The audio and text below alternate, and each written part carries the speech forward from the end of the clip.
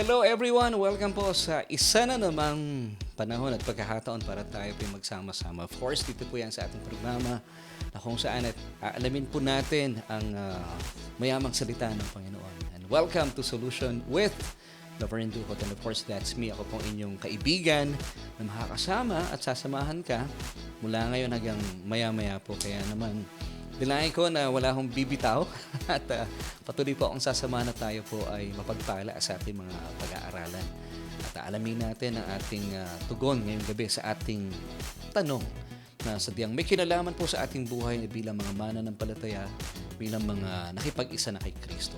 Pero bago po tayo magtuloy-tuloy sa ating mga pag-uusapan, ay gusto ko munang batiin lahat ng mga kaibigan nating nanonood sa ngayon. Of course, first and foremost, I would like to say thank you for being able to join me tonight. Salamat po for taking time to, alam niyo na, samahan po kami ngayong gabi. And of course, alam kong kayo po ay kasama namin every Tuesday night at 7:30. At muli po, kung kayo ay napapagpala at naniniwala sa ating mga pinag-uusapan, pakishare po yung ating broadcast nang sa gayon ay mas malawak pa ang naaabot na ating mga pinag-uusapan at pinag-aaralan ng sa gayon ay mapawi po kung ano man po yung mga kalituhan natin sa salita ng Panginoon dahil ang layunin po na ating programa ay bigyan tugon ng ating bawat tanong sa pamamagitan po ng salita mismo na ating Panginoon. And before we move on sa ating mga pag-uusapan, ay gusto ko muna pong batiin ng happy birthday ang ating mga kaibigan, mga churchmates natin. Of course, happy birthday kahapon or today, hindi ako nagkakamali, kay Brother Ken Jones, also known as Brother Ken Fajardo.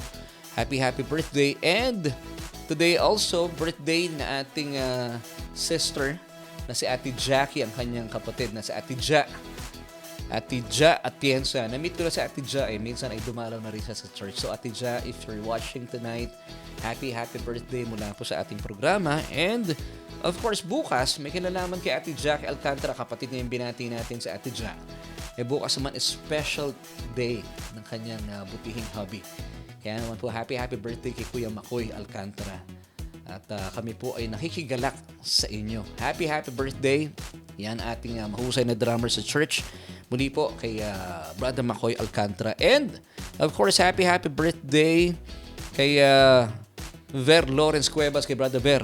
Also tomorrow, we'll be celebrating his birthday. Happy birthday din kay Nanay Ophel Gremio on January 19. Ang dami may birthday ng Enero, no?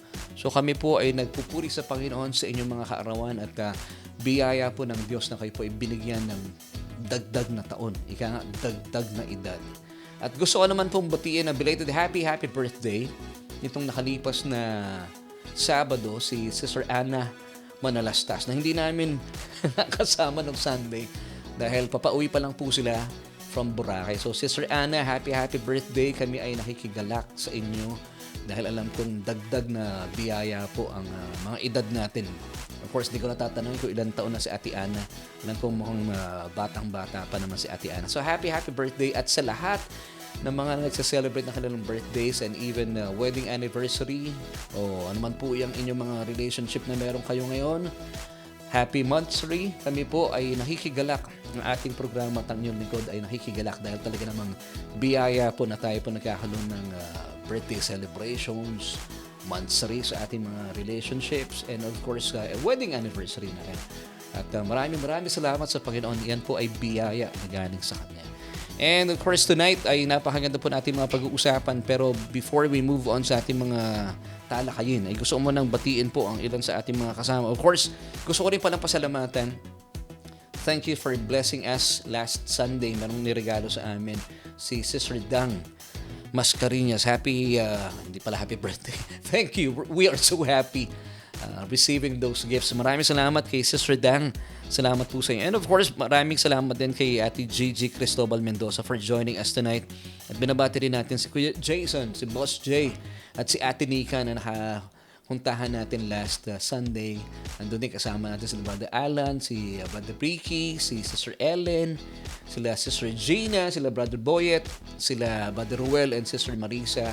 At si Ate Edsel, kasama rin natin nakikipaghuntahan.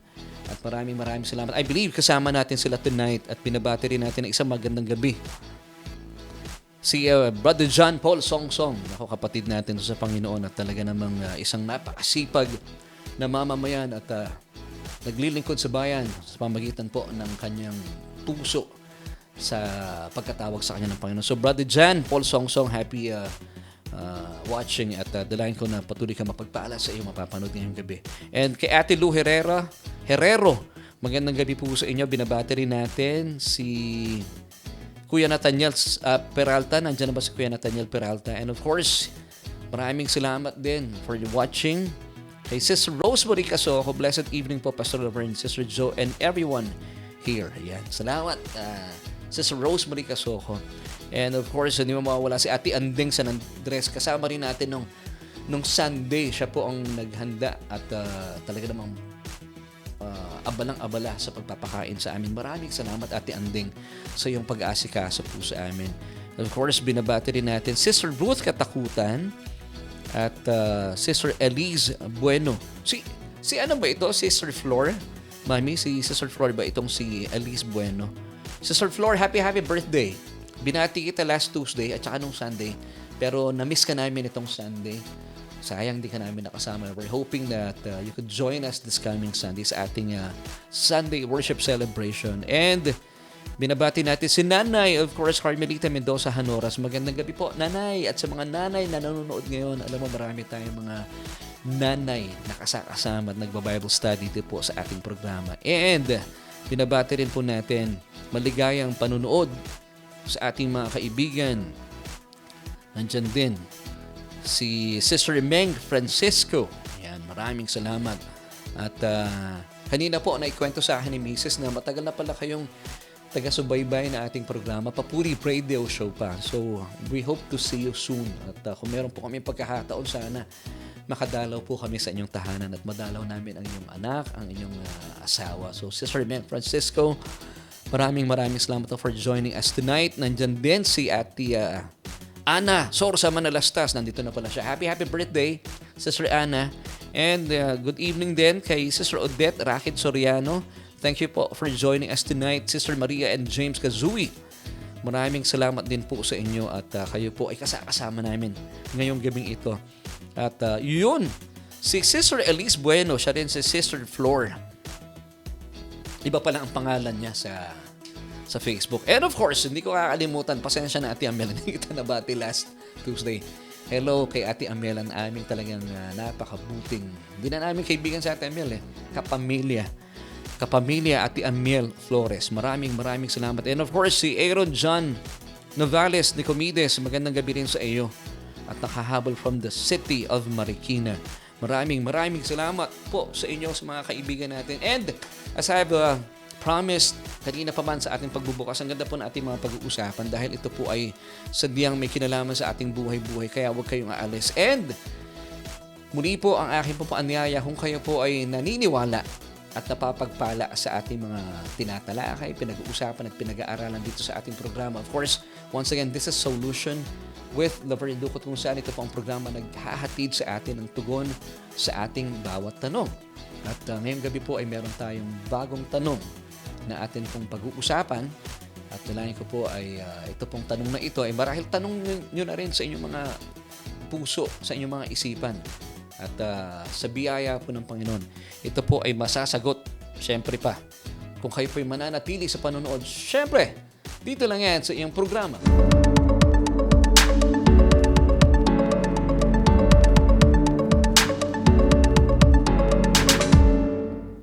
At nagpapatuloy po tayo dito yan sa ating programa, and this is Solution with Laverne Ducot, and that's me, ang ating pong Bible study every week. Every Tuesday night at 7:30, kung saan po ihatid natin ang tugon sa ating bawat tanong. At ang tugon, this is good news, hindi po magagaling sa inyong lingkod, kundi po mismo sa salita ng ating Panginoon. And tonight, ng ating pong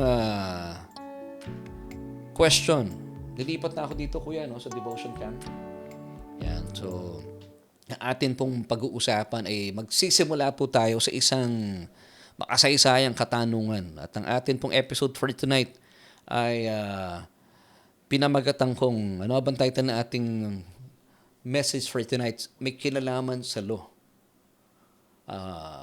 Why was the law given? Yes, alamin natin bakit ba ibinigay ng Diyos ang kautusan. And sa atin pong mga pag-uusapan, ito po yung ating katanungan para meron kayong sasagutin. At gusto ko po kayo po ay kasama ko sa ating pag-aaral at para interactive po tayo. So this is our question for tonight. What was the purpose of the law? So, alamin po natin and of course, I also need your answers po. Base po sa inyong mga nakagisnan ng turo. So please give me your answers at pag-usapan po natin. Once again, this is our question for tonight.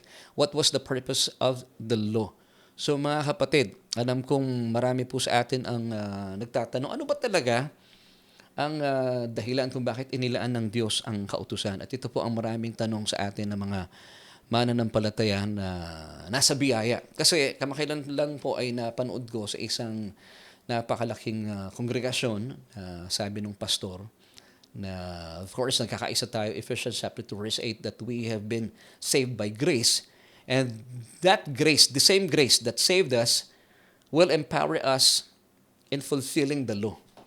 Hindi ako nag-agree, of course, because kung kayo po ay niligtas ng biyaya ng Panginoon, you have to stay in grace grounds. Hindi ka nalilipat at babalik pa sa kautusan.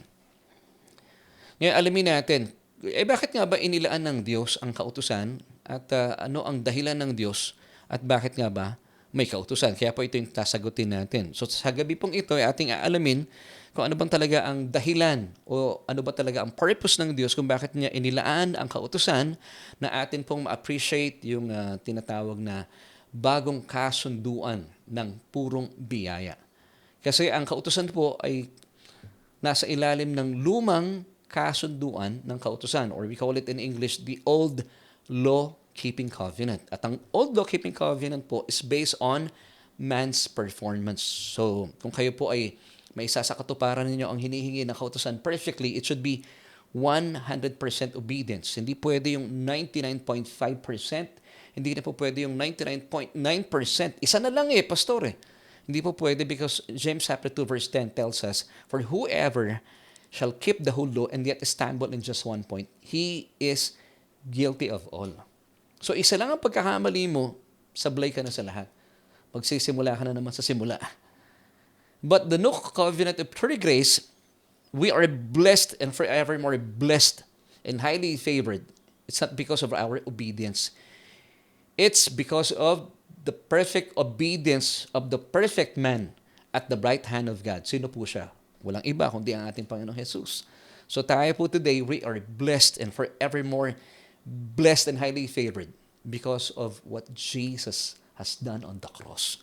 Kaya po ang tawag dito ay good news, ebanghelyo, the gospel. So alamin po natin ano ba talaga ang dahilan at ibibigay ko po sa inyo yung mga hinihingi ng kautusan so that we may appreciate the new covenant of pure grace. Nang ito po ay inilaan naman sa atin ng Diyos pamagitan po ng kamatayan ng kanyang bugtong na anak doon sa krus ng Kalbaryo. So isa-isahin po natin ito.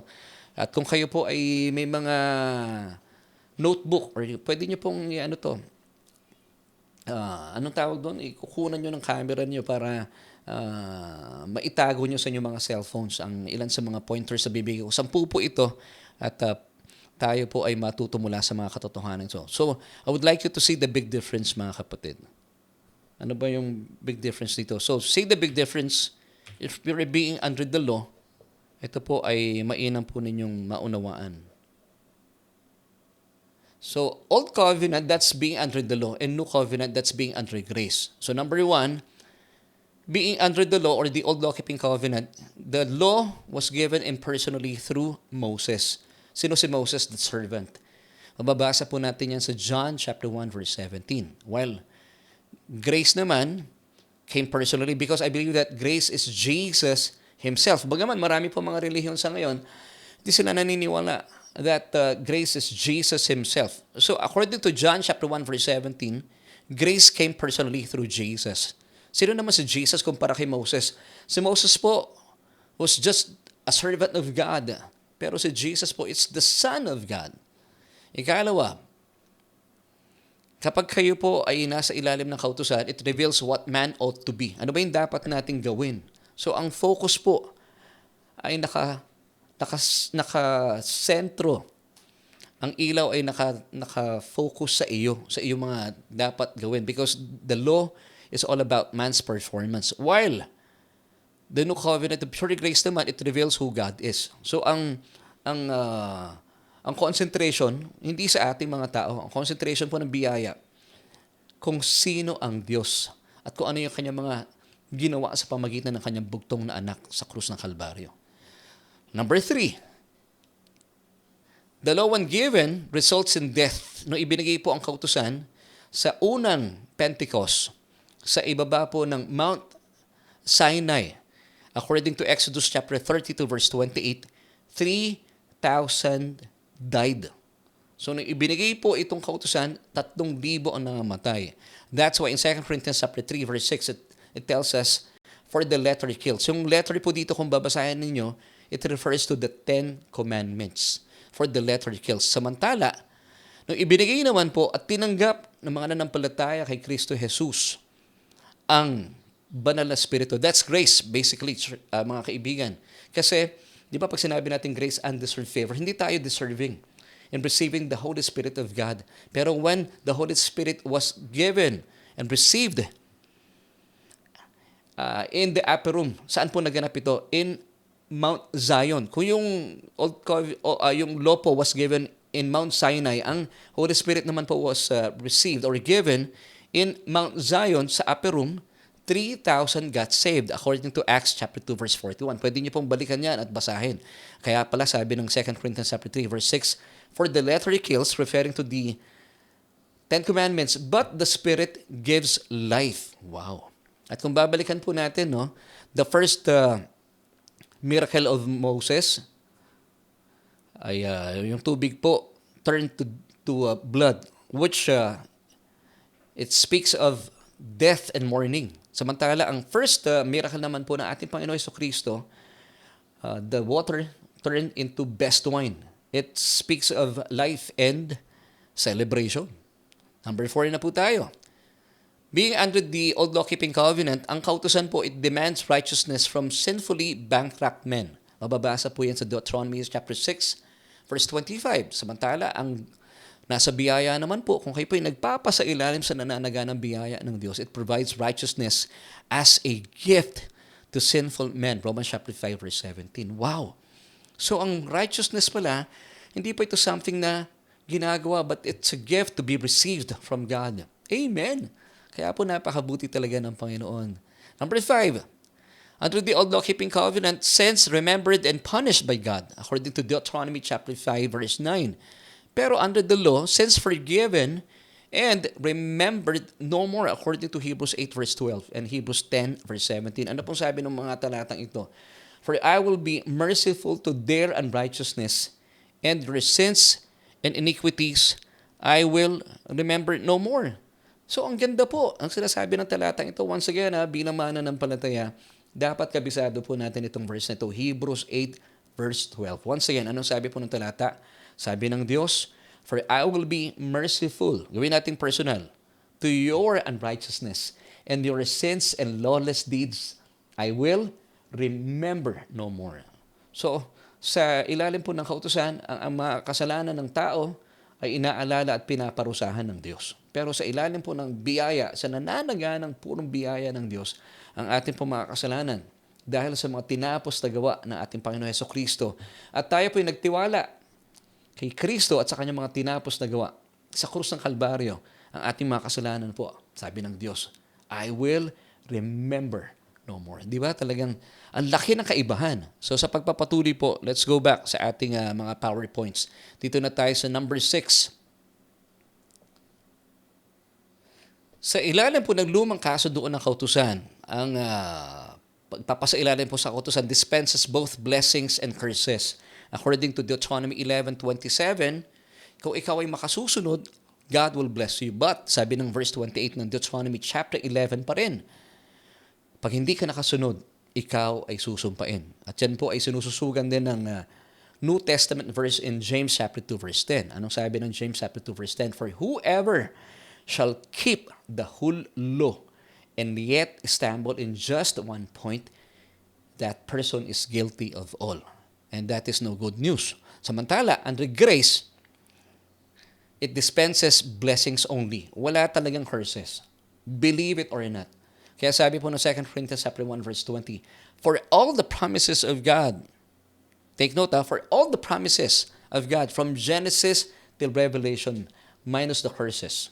In Him, or yes, and in Him, amen to the glory of God through us. Sino yung us dito? Mga believers. So, the more po ninyong pinapaniwalaan at tinatanggap po ang mga katotohanan ito, it gives glory to God. Amen. So, nakita po natin, ang laki po talaga ng kaibahan ng being under the law and being under grace. So, tuloy-tuloy po tayo at dito na tayo sa number 7. Sa ilalim po ng kautusan, it's man-centered. Talagang nakafocus sa iyong kakayahan. What you must do for God. Kaya po nagiging sin-conscious ang tao. Samantala, being under grace, ito ay Jesus-centered. What God did for you. Kaya instead na maging sin-conscious ka, hindi ka nakatingin sa sarili mo. Being under grace, nakatingin ka lang sa anak ng Diyos. And that's why ikaw ay magiging son-conscious.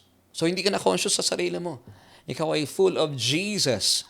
Ito po importante sa atin. At hindi tayo naging centered, hindi tayo naging self-centered. Delikado talaga 'yon. Tayo po yung magiging laging nagkakamali. Pero kapag tayo po ay nakasentro kay Jesus at sa kanyang mga tinapos na gawa sa krus ng Kalbaryo, talaga naman po mananagumpay po tayo sa buhay bilang mga mananampalataya.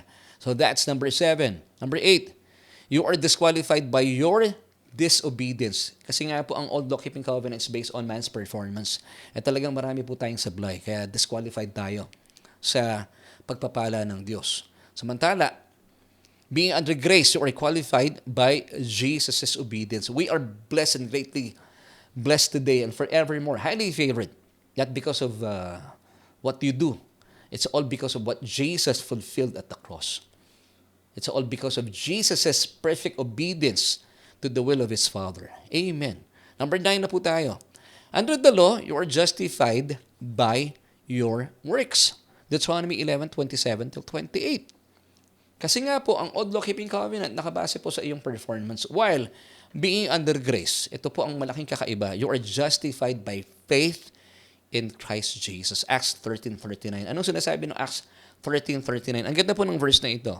I pray na kabisado ka pa. Acts 13:39, ang sabi ng talata, and by Him and through Him, yung Him dito, capital H, referring to Jesus, everyone who believes is justified from all things. Take note.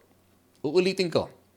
Acts 13:39, and by Him and through Him, yung Him dito, Jesus, referring to Him, Jesus, our Lord Jesus Christ, and by Him, everyone who believes is justified from all things from which you could not be justified by the law of Moses. So, ibig sabihin, ang isang tao ay hindi po magiging matuwid sa harapan ng Diyos by keeping the law. It's by putting your faith upon Jesus and His finished work on the cross, according to Acts 13:39. So, that's number 9. Dito na po tayo sa number 10. Finally, being under the old law-keeping covenant, ito po yung old inflexible wineskin. Mark chapter 2 verse 22a and Luke chapter 5 verse 37. And being under law, it's the new intoxicating wine. Mark chapter 2 verse 22b, Luke chapter 5 verse 38. Wow, ito po ang malaking kaibahan. Kung ikaw ay nasa ilalim ng lumang kasunduan at kapag ikaw ay nasa bagong kasunduan ng purong biyaya ng Diyos. Amen. Alam niyo, few years back, someone told me, kasi nanonood po siya before sa akin sa Papuri Radio Show at sa programa po doon, meron akong tinatawag na Short Afternoon Devotion. Ito po yung feature ng programa. So sabi sa akin, nung isa sa mga listeners ko at viewers ko na rin, sabi niya sa akin, Brother Laverne, alam mo, bilang isang Christian, tinuturuan po niya ako dito. Para hindi na nagagalit po sa atin ng Diyos. Dapat, sinusunod pa rin natin ang kanyang mga utos. So, sabi ko naman sa kanya, ano pong mga utos ang tinutukoy ninyo? Sabi niya sa akin, di syempre, paano ba naman? Common sense lang, brother, sabi niya sa akin. Di yung 10 Commandments, dahil kung buong puso mo sinusunod ang 10 Commandments, sa mata ng Diyos, ikaw ay marangal at banal. Well, Sabi ko sa kanya, hindi po ako sumasang-ayon. At marahil po, kung kayo po itatanungin ko rin na sa paniniwala ng maraming mananampalataya sa ngayon, naniniwala sila, by keeping the law, ikaw ay magiging banal at kaaya-aya sa harapan ng Diyos. Pero alam niyo po, ito ay salungat sa sinasabi ng Biblia. Totoo po iyon. Dahil totoo po na sinasabi ng Romans chapter 7, verse 12, na ang kautusan ay banal at matuwid. Pero hindi ka kayang pabanalin at gawing matuwid ng kautusan. Now, let me give you itong mga talata na nagpapatunay na hindi ka kayang pabanalin at kayang gawing matuwid sa harapan ng Diyos through the law. Acts 13:38. And therefore, let it be known to you, brethren, that through this man, capital M, referring to our Lord Jesus Christ, is preached to you the forgiveness of sins.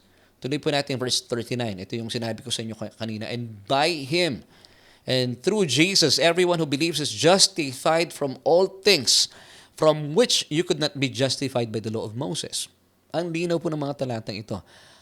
Tuloy-tuloy po tayo sa Romans chapter 7, verses 6 till 10. But now we have been delivered from the law, having died to what we were held by, so that we should serve in the newness of the Spirit and not in the oldness of the letter. So ang lino po na sinasabi dito, we have been having died to what we were held by. So patay na raw po tayo sa kautusan. Bakit? So that we should serve in the newness of the Spirit. That's capital S, referring to the Holy Spirit. Di ba sabi nung 2 Corinthians chapter 3, verse 6, the Spirit gives life, but the letter kills. Yung tinutukoy po ditong the oldness of the letter ay yung Ten Commandments. So tuloy-tuloy po tayo. Verse 7, what shall we say then? Is the law sin? Sabi ni Apostol Pablo, certainly not. On the contrary, I would not have known sin except through the law. Hindi ko raw malalaman, sabi niya, ang kasalanan kung hindi sa kautusan. For I would not have known covetousness unless the law had said. Hindi daw niya malalaman ang kautusan na bawal maging mapag-imbot kundi dahil sa kautusan. Kasi kasalanan po yung pag-iimbot eh. You shall not covet. Ayon po sa kautusan. Verse 8, but sin, taking opportunity by the commandment, produced in me all manner of evil desire. For apart from the law, sin was dead. Verse 9, I was alive once without the law. Sabi ni Apostol Pablo, buhay ako nung walang kautusan. But when the commandment came, nang dumating daw po ang kautusan, sin revived na buhay ang kasalanan, and I died, at ako naman ay namatay. Hindi po mabuting balita ito. Verse 10, still in Romans chapter 7, and the commandment which was to bring life, I found to bring death. So that's it mga kapatid. So hindi po sagot ang kautusan para tayo po ay maging banal at matuwid sa harapan ng Diyos. Hindi po yan ang sagot. Bagaman ang kaisipan po ng maraming tao sa atin, akala natin the more po na ibinibigay ng mga pastor sa kanyang mga membro ang kautusan, ang kanyang mga membro ay maging banal at kaaya-aya sa harapan ng Diyos. Actually, it's the opposite. Tuloy ko po sa inyo ibibigay ang ilan po sa mga talata. Now, let me give you Romans chapter 3, verse 20 this time. Basahin po natin itong talatang ito. Therefore, by the deeds of the law, no flesh will be justified in His sight, for by the law is the knowledge of sin. Isa pang talata. Sa Tagalog naman this time, mga taga-Roma, 3:20.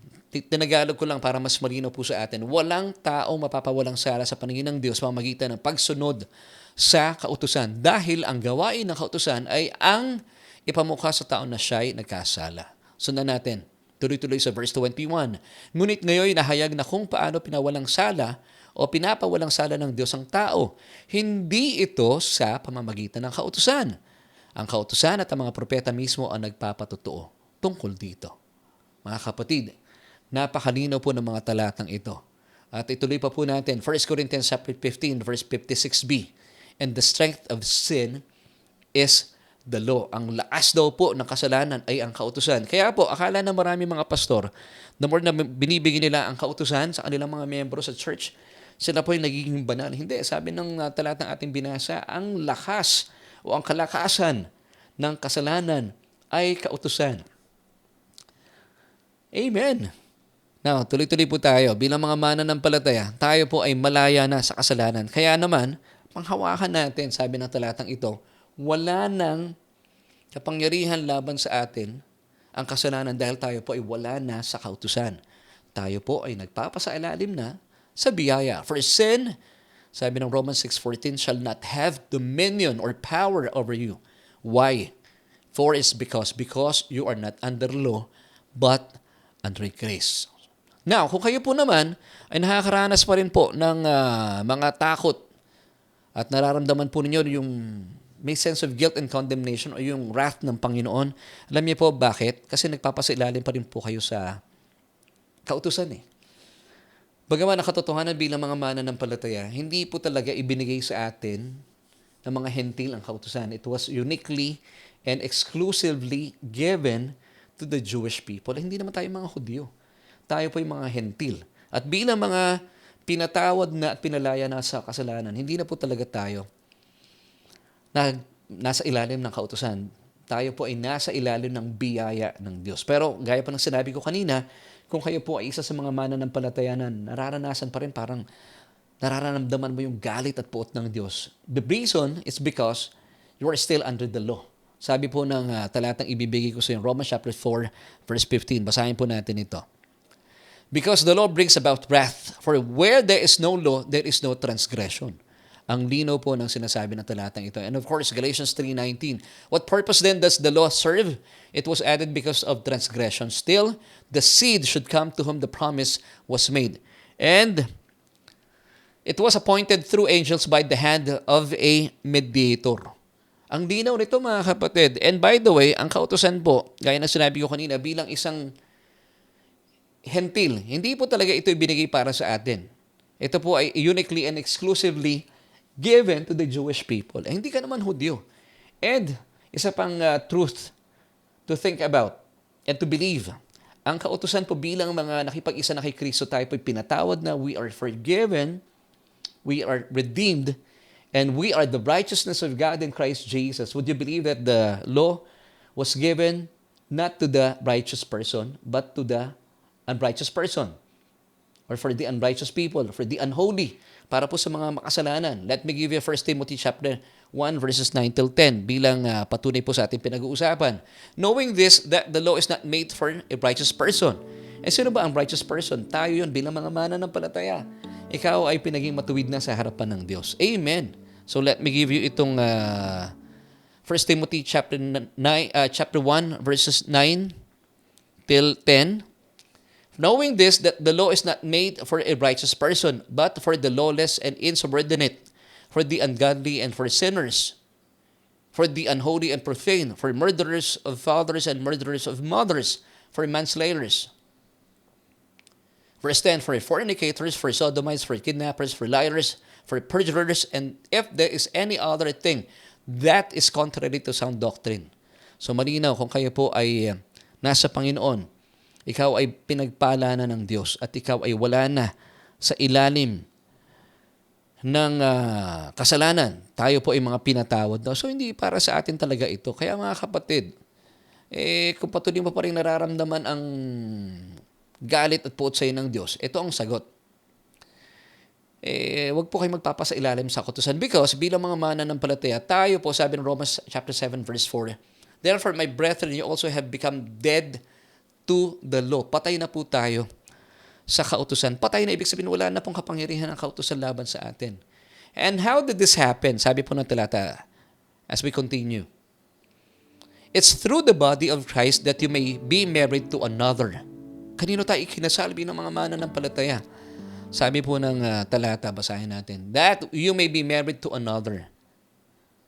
Lipat muna ako dito sa verse. To him, capital H, referring to Jesus because He was the one who was raised from the dead by His Father. Ano po ang dahilan? Bakit tayo kinasal sa ating Panginoon Jesus? That we should bear fruit to God. So kung kayo po ay nagpapasailalim pa rin sa lumang kautusan, lumang kasunduan ng kautusan, kaya pala hindi po kayo nananagana sa buhay, hindi kayo nagiging fruitful or productive at nararamdaman nyo pa rin po yung puot ng Diyos, talagang ito po ang kasasadlakan po ninyo bilang mga mananampalatayang nagpapasailalim sa kautusan. Now, kailangan po natin maintindihan na tayo po ay patay na sa kautusan. Ito po ay nangyari sa pamamagitan po ng katawan ni Kristo. At tayo po bilang mga nananampalataya kay Kristo, ikinasal na po sa Kanya. Siyang nabuhay na maguli mula sa kamatayan. Nang sa gayon, sabi na binasa nating talata, Romans chapter 7 verse 4, tayo po ay managana at maging productive, mamunga bilang mga anak ng Diyos. Sundan pa po natin Romans chapter 7 verse 6 this time. Basahin po natin, "But now we have been delivered from the law, having died to what we were held by, so that we should serve in the newness of the Spirit." Ano yung newness of the Spirit? Tayo po ay mabuhay sa bagong kasunduan ng purong biyaya and not in the oldness of the letter. Not in the oldness of the letter, referring to the old law-keeping covenant. Amen and amen. So ito, kapatid, tuloy natin verse 7 naman this time. "What shall we say then? Is the law sin? Certainly not," sabi ni Apostol Pablo. "On the contrary, I would not have known sin except through the law." Kasi, mga kapatid, may mga nagtatanong sa akin, paano ka nakakasiguro, Pastor, na yung tinutukoy ng mga talatang iyong binabasa na tayo ay pinalaya na sa kautusan, ito ay kasama dito yung moral law or Ten Commandments. Kasi may mga nagtuturo po ngayon mga pastor at sinasabi nila, totoo naman, we are dead to the law. At tayo ay pinalaya na mula sa kautusan. Pero ang sinasabi nila, yung law na tinutukoy dito ng Romans chapter 7 ay mga ceremonial law lang. Now, I beg to differ. I beg to disagree. Why? Because Romans chapter 7 verse 7 tells us na kasama po yung moral law, also known as the Ten Commandments. Hindi natin pwedeng paghiwalayin yung ceremonial law, which is 603 laws, at yung moral laws na Ten Commandments. Hindi pwede. It's a composite whole. Dapat sundin mo yung 613. Pag nagawa mo na yung 612, sabi ng James chapter 2 verse 10, you are guilty of all. Ganun po kastindi ang pristine standard ng kautusan. Now, bakit ako nakakasiguro na ang tinutukoy po ng mga talatang ating binasa na tayo po ay pinalaya na at patay na sa kautusan? It's because of this verse. It's found in Romans chapter 7. Verse 7. Let's go back to this verse bilang patunay na tayo po ay kasama rin pinalaya sa Ten Commandments at tayo po dapat ay hindi na nagpapasailalim dito. Let's go back to this verse. "What shall we say then? Is the law sin? Certainly not. On the contrary, I would not have known sin except through the law." Sabi ni Apostol Pablo, hindi ko malalaman ang kasalanan, kundi sa kautusan. "For I would not have known covetousness unless the law had said, you shall not covet." Now, let me ask you a question. Saan po ba kabilang yung you shall not covet? Ito po ba ibahagi ng ceremonial law or the moral law, the Ten Commandments? Uulitin ko po, yung pong you shall not covet. Saan po ba mababasa yon? O saan po ba siya bahagi? Sa ceremonial laws o sa Ten Commandments or the moral law? Yes, it's part of the Ten Commandments. Basahin natin. According to Exodus chapter 20, kasi sa Exodus chapter 20, mababasa natin dito yung Ten Commandments. And verse 17 tells us, you shall not covet. Pakita ko po sa inyo yung yung ating verse, Exodus 20:17. "You shall not covet your neighbor's house. You shall not covet your neighbor's wife." So, ang linaw po ng talatang ito. At you shall not covet is part of the Ten Commandments. Amen. Now, ito po, puntahan lang natin ito. Pastor, bakit ito sinasabi ng Hebrews 10:16? "This is the covenant that I will make with them after those days, says the Lord. I will put my laws into their hearts, and in their minds I will write them." Kasi marami po ang nalilito dito sa talatang ito kung talaga bang obsolete na yung old law-keeping covenant. Pero sabi ng Hebrews 10:16 ay ilalagay ko ito sa inyong mga puso at isusulat ko ito sa inyong mga isipan. Bakit sinabi ng Diyos sa isusulat ito? Pero, ito ba itumutukoy sa kautusan ng Diyos, sa 10 kautusan? Well, hindi po pwede. Bakit? Kasi po ang lumang kasunduan ng kautusan, according to sa Hebrews 8:13, ito po ay pasuon na. Now, let me give you this verse. Basahin po natin. "When God speaks of a new covenant, He makes the first one obsolete, and whatever is becoming obsolete, out of use, annulled, and growing old is ready to disappear." Amen. So, kung mababasa po natin, mga kapatid, ito pong old law-keeping covenant, malinaw po sa talatang ating binasa. According to Hebrews 8:13, ito raw po ay paso na. Paano mo gagamitin ang kasunduan na paso na? Wala nang saysay. In other words, sabi po ng talata, obsolete, annulled. And whatever is becoming obsolete, out of use, annulled, and growing old is ready to disappear. So hindi na po ito pwedeng gamitin pa at hindi na rin po dapat tayo nagpapasailalim sa lumang kasunduan na ito dahil ito po ay wala ng saysay. So I hope you're getting this. Now, going back po sa Hebrews 10:16. Kaya po kailangan natin malaman ito dahil yung Hebrews 10:16, ay bibigay ko sa inyo yung Hebrews 10:16. Let's go back to this verse. Ito po ay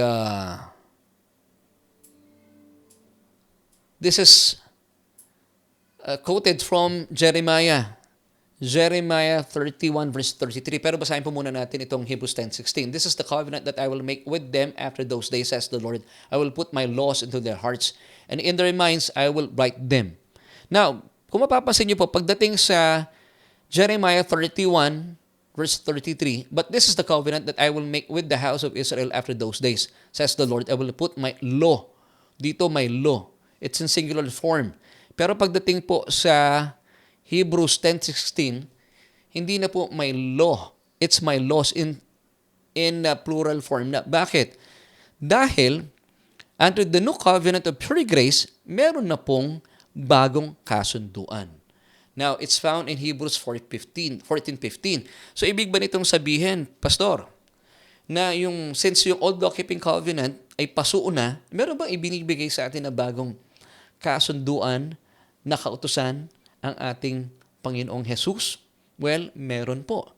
Kaya po tayo po bilang mga mananampalataya, hindi tayo dapat talaga nagpapasailalim sa lumang kasunduan ng kautusan. Dahil tayo po ay patay na sa kautusan. Gaya po ng mga binasa natin kanina, Romans chapter 7. At tayo po ay pinalaya na doon. So tayo, mga mananampalataya, tayo po dapat ay nagpapasailalim na sa bagong kasunduan na kautusan na ibinigay sa atin ng ating Panginoong Hesukristo. Now, let me give you these verses bilang patunay po sa ating mga pinag-uusapan. Let me give you John 13:34 till 35. A new commandment I give to you, that you love one another as I have loved you, that you also love one another. Verse 35. But by this all will know that you are my disciples if you have love for one another. Now, going back to John 13:34. Nakita niyo po ang sabi dito, as a new commandment I give to you, that you love one another. Now, ito po bang new commandment ay bago? Kasi new eh.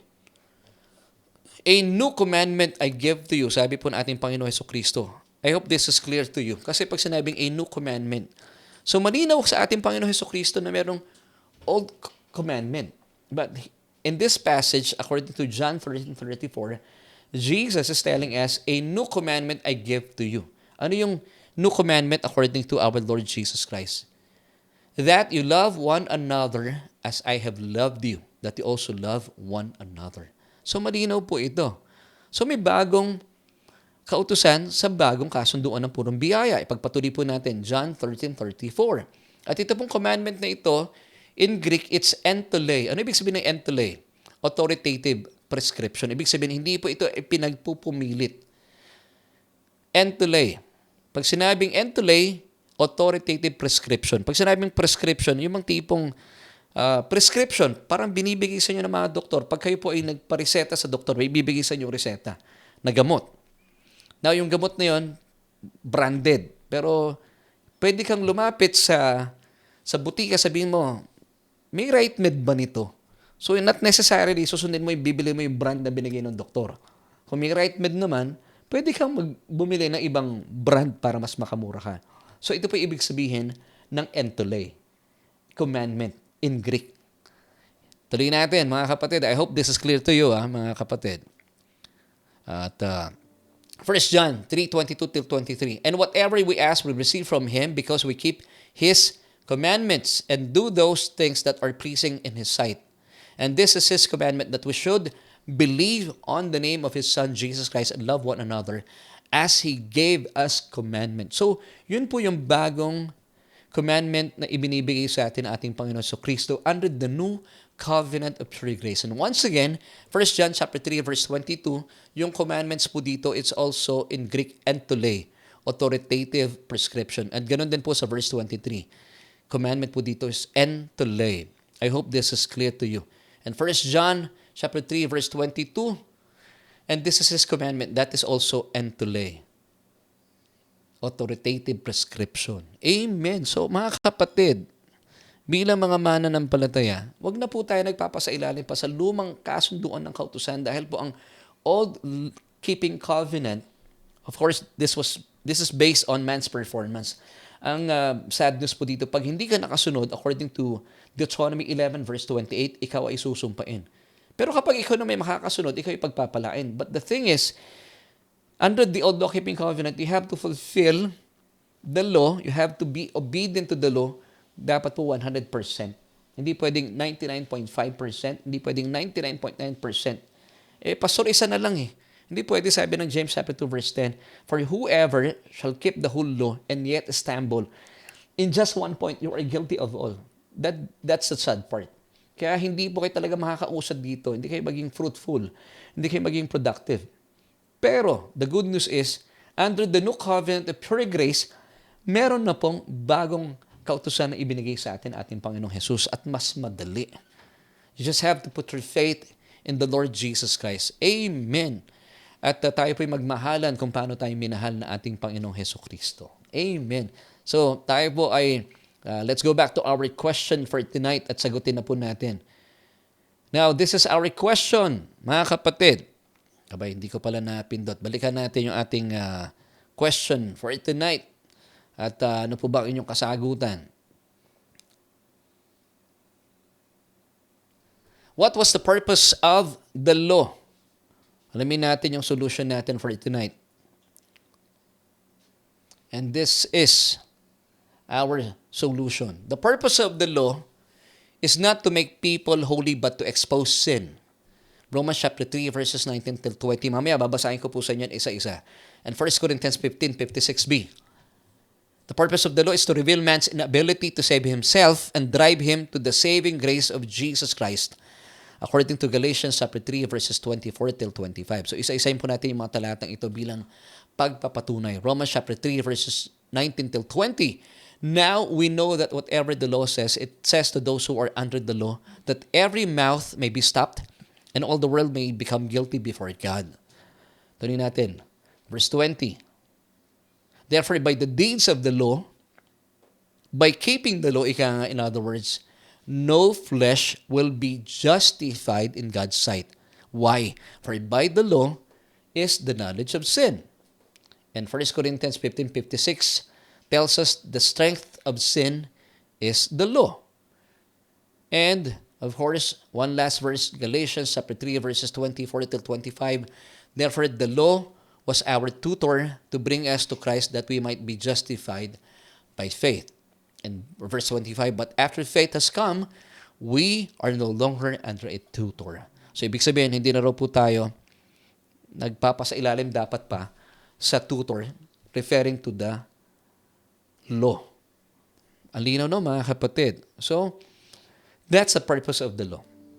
At I hope nakita natin na napakaganda po ng ginawa ng ating Diyos pamagitan ng kanyang bugtong na anak na si Kristo, that through His death, the new covenant of pure grace was established. So, hindi po na-establish ang pure covenant of pure grace sa birth ng ating Panginoon. No. It was established upon the death of Christ on the cross. Kasi, kung hindi na po natin, kung ang ebanghelyo po, kung ang mabuting balita ay ang kautusan at ang pagsunod sa lumang kasunduan ng kautusan, hindi na sana binigay pa ng Diyos ang kanyang bugtong na anak. Kung bakit po ibinigay ng Diyos ang kautusan para makita natin kung gaano tayo marumi at makasalanan sa harapan ng Diyos. At nang sa gayon, we would come to realize, mapagtanto natin ang ating pangangailangan sa kanyang bugtong na anak, na siya lang may kakayahan na iligtas tayo mula sa ating mga kasalanan. And that's the purpose of the law. Praise God. Ngayon, kaibigan, kung kayo po ay napagpala sa ating mga pinag-uusapan and for so long, gusto nyo maranasan itong buhay na ganap at kasiyasaya na promise sa atin ng Diyos sa pamamagitan ng kanyang bugtong na anak na si Jesus. Meron pong talata dito na sinasabi ng ilang tagapagturo, wala daw pong ipinangako ang Diyos na buhay na ganap at kasiyasaya. Hindi po totoo yon. Sabi ng John 10 verse 10, naparito ang kanyang bugtong na anak para bigyan tayo ng buhay na ganap at kasiyasaya. That's the second part of John 10:10. Sabi ni Jesus, I am come that you might have life and that you might have it more abundantly. Now, all you have to do, sabi po in Romans 10 verse 9, sambitin po ang panalangin ito. Sabayan po itong panalangin ito. Kayo po ay aking i-guide. And buksan ang iyong mga puso at paniwalaan ang katotohanan na buhay po maguli ang ating Panginoon Hesukristo mula sa kamatayan at ikaw ay maliligtas. So kaibigan, if you want to receive Christ as your Lord and personal Savior, please pray this prayer with me. Sabihin niyo po ito, O Diyos, kinikilala ko na ako ay makasalanan at walang kakayahan para iligtas ang aking buhay. Kaya naman, Jesus, simula po sa oras na ito, sa gabing ito, tinatanggap kita at kinikilala kita bilang aking Panginoon at nag-iisang tagapagligtas. Dahil naniniwala po ako sa kapangyarihan ng iyong kamatayan doon sa krus ng Kalbaryo. Dahil sa inyong kamatayan, pinawi na ang aking kasalanan. At makalipas na 3 araw, ikaw ay nabuhay na maguli bilang patunay na ako ay ligtas na at matuwid na sa iyong harapan. Salamat po sa kaligtasan ito at salamat dahil ang aking pangalan ay nakasulat na sa aklat ng buhay. Amen at amen. Kung kayo po ay isa sumabay sa panalangin ito, welcome to the family of God. At dalayan ko, kaibigan, na kayo rin po ay mag-aral, samahan ako mag-aral sa ating programa every Tuesday night at 7:30. But this time naman gusto kong kausapin, ikaw, kaibigan, for the longest time, hindi mo namamalayan, nagpapasailalim ka pala sa kautusan. Kaya nararamdaman mo itong sense of guilt and condemnation at yung wrath ng Diyos. Pero sa totoo lang, wala na pong galit ang Diyos sa atin. Wala nang puot na nakalaan. Dahil lahat po ng puot ng Diyos sa kasalanan ay ibinunto na niya sa katawan ng kanyang bugtong na anak doon sa krus ng Kalbaryo. Kaya dapat tayo po ay punong-puno ng kagalakan. At dapat po tayo ay nagpapasailalim na. Simula ngayon, huwag ka na magpasailalim pa sa kautusan. Ikaw ay dapat nagpapasailalim na sa nananagana at purong biyaya sa atin ng Diyos. And I would like to pray for you. Aba, maraming salamat po sa kapatid na ito. Dahil sa ngayong gabi ay pinagyaman mo ang kanyang kaluluwa na bilang nakipag-isa na sa iyong bugtong na anak na si Kristo. Siya ay malaya na at patay na sa kautusan. Dahil siya po ay patay na sa kasalanan at pinalaya na mula rito. Kaya naman wala na kapangyarihan ang kasalanan laban sa kanya dahil wala na rin po siya sa ilalim ng kautusan, kundi siya po ay nagpapasailalim na sa mayaman at nananaganang biyaya ninyo. Salamat, O Diyos, dahil binubuksan mo aming isipan at salamat po sa programang ito na patuloy mo kaming tinutulungan na maunawaan ang Ebanghelyo, ang mabuting balita ng kaligtasan. Salamat po sa iyong nananaganang biyaya. Purihin ka, O Diyos. And this we pray. In Jesus' name, lahat po tayo magsabi ng Amen at Amen.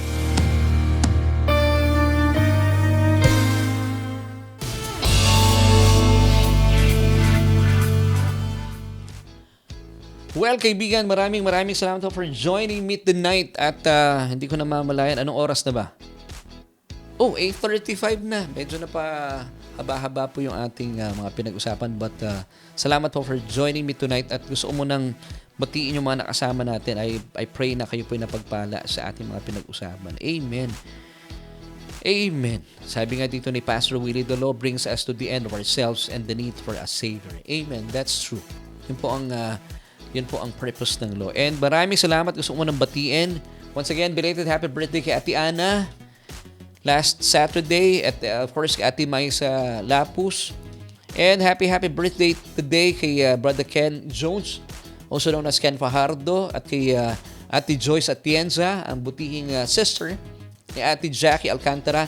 And tomorrow, happy birthday kay Kuya Makoy Alcantara. And of course, happy birthday din kay Brother Lawrence Cuevas. Bukas din. And on January 19, happy birthday kay Nanay Ophel, ang butihing nanay ni Kuya Eman Gremio. At gusto ko munang pasalamatan din Sister Sally Geronimo Rayo. Salamat kay Ate Amel Flores for joining us tonight. Nandyan din si Kuya Bricky Villarasa Lucito, Sister Meg Francisco, maraming salamat. Sister Rosemary Casoko. And sabi ni Kuya John Paul Songsong, Happy National Bible Month, mga kapatid. Ganyan din sa'yo, bro. And Sister Gigi Casobal Mendoza, maraming salamat for joining us tonight. Kay Brother Well Paganpan and Sister Marisa, maraming salamat po. kay Brother Alan Laksina Siruhano, kay Sister Odette Soriano mula sa Real Quezon, and of course kay Sister Lynn Noche, Brother Fidel Gabiola. Maraming salamat bro for joining us. Na-miss ka namin last Sunday. I believe you're healed now. And of course, salamat din kay Brother Junex. Uy, kasama natin si Brother Junex. And Sister Lizelle Flores Pilutin. Maraming salamat, Sister Lizelle and Ate Jackie. Magandang gabi sa iyo at marami tayong nakasama. Sister Norma Vitalis, of course. Kay Brother Philip din. I hope kasama natin si Brother Philip tonight. And kay Nanay Carmelita Mendoza Hanoras. At marami pang iba. Yes, Pastor, sabi ni Sister Rose Maricasoko, salamat po sa matagyang pag-aaral. Kaya marinaw pong aming mga napapakinggan. Maraming salamat din po sa inyo. At syempre pa, ay salamat din po sa patuloy na nananalangin sa ating broadcast at sa ating ministeryo. Salamat po sa inyong pagbibigay, na inyong panalangin at pagbibigay din po para magtuloy-tuloy ang ating gawain ng inyong pakikiisa, pagbibigay ng inyong pakikiisa. Ibig sabihin, thank you po for sharing this broadcast. Ang sa gayon ay marami po mapagpala at maraming maabot. At sa ngalan po na aking mga kaagapay sa ating broadcast, of course, kay Mami Jo, ating mga consultant, kay Ate Arian, and of course, ating technical director si Kuya Aves. Kami po ay pansamantala nagpapaalam at nais pong iwan sa inyong 3 John chapter 1 verse. So, beloved, that's you. I wish above all things that you may prosper and be in health, even as your soul prospers. Bye!